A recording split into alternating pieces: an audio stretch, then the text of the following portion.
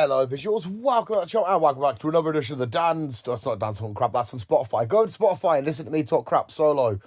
It's exactly the same as this, but it's just me randomly chatting shit. No, we have a solo edition of the Visual Guyz Ramble on because Christopher wasn't able to come down because the only time we could meet up was Thursday, but he was busy with work. So I went to go watch Evil Dead Burn.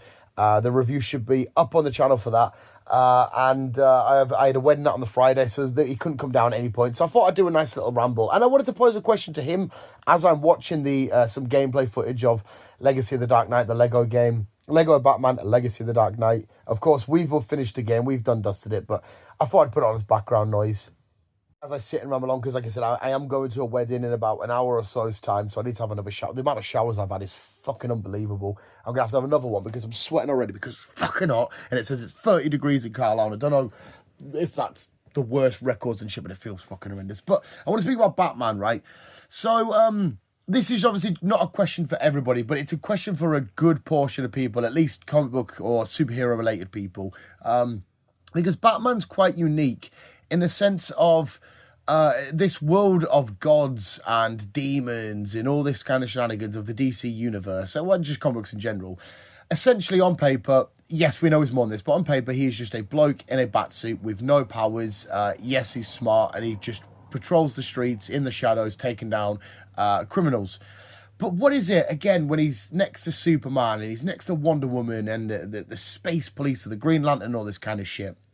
Why is it that Batman is such a huge, massive, popular character and is so beloved? Because again, I am a big fan of him, so I understand why I love him. Like I said, it's not just the guy in the suit, it's the trauma, it's the world, it's the way that he is a superhero, but it's sometimes looked at as this this villain who's lurking in the shadows, that even sometimes when he's protecting people, they're like, oh my God, it's a demon.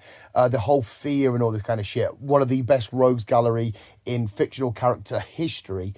But is it the same for everybody? Because like I said, when you look at the top most popular Batmans, he's definitely up there for most people. He's 100% my third favourite comic book character of all time. My second favourite hero, if we're not including Venom here, because mine goes Spider-Man, Venom, then Batman. Like, what is it with him? He's just phenomenal, and just a joy to read and a joy to watch on the big screen, and a joy and a pleasure to play in a video game. Because yeah, like DC have these other massive characters that are, you know, Superman, who is arguably I wouldn't say arguably, is the face of comic books, but yet you'll have a Batman film come out and a Superman film come out, and you'll guarantee that the Batman one will probably be bigger, and, you know, it will have more views on the opening night and all this kind of stuff. If there's a divide, I feel like most people would go to the Batman first and then do Superman second. Even up like toe-to-toe against like a massive favourite of, like, say if he went up against Spider-Man, I feel like there would still be a divide there. Obviously, I would go Team Spider-Man. I would go do the Spider-Man shit first, then the Batman. But like Gotham City as well, like being its own character, and the Batmobile. There's just something about the world of the Bat that just draws people in. And again, he stands amongst gods and all this shit, but we love him. As a comic book character, he's just so beloved and fascinating and amazing. They just keep releasing wave, whether it be a Batcave or a new Batmobile or a Batbuster or an action figure or the Tumbler this or the bike from the Nolan films and shit like that. And as well as, am I right in saying he might have the most live action stuff? Does he have the most films now? I know there's quite a few Superman films, but they're at least, you know, near each other. But Batman might have the most live action films. I might have to fucking double check that, to be fair, actually. But yeah, it just seems to be like when DC needs something, they need to go to him. Even look at the absolute stuff that's happening at the minute. A lot, from what I can tell, I haven't read any yet, but the absolute Superman people seem to be loving. Absolute Wonder Woman seems awesome. We've got potentially an absolute Aquaman on the way, but it's absolute Batman that's just been destroying everything. Even his villains stemming off from him, like the Joker is arguably the biggest villain of all time, or at least one of the biggest villains of all time, alongside of likes of like a Darth Vader and stuff. It's he's the go-to, and you guys are a lot smarter than me. I just want to know, your thoughts and opinions and stuff. Like I said, I'm not going to do a massive ramble today. I've got one more video I want to do. I want to speak about Evil Dead Burn, which should be up on the channel now, but I haven't recorded it at the time of doing this. And then I've got to go put my finest underwear and socks on and go play adult for a bit. It's going to, I'm going to come back tonight so mentally drained, just like, oh, fuck, that's over and done with. The walk home, I am kind of looking forward to it a little bit. Like I said, it's amazing going out and seeing your pals and shit like that. Like seeing the lad who I'm meeting for a Woodies, who's always fancy and handsome and looking great. But like seeing him's going to be awesome. But having to just potentially mingle with people that I don't know. And I can't be like, have you been watching the newest series of X-Men 97? You know what I mean? Because that was a huge episode, the last episode we got. And I mean, I could be, actually, I'm judging here. There might be people that want to talk about that.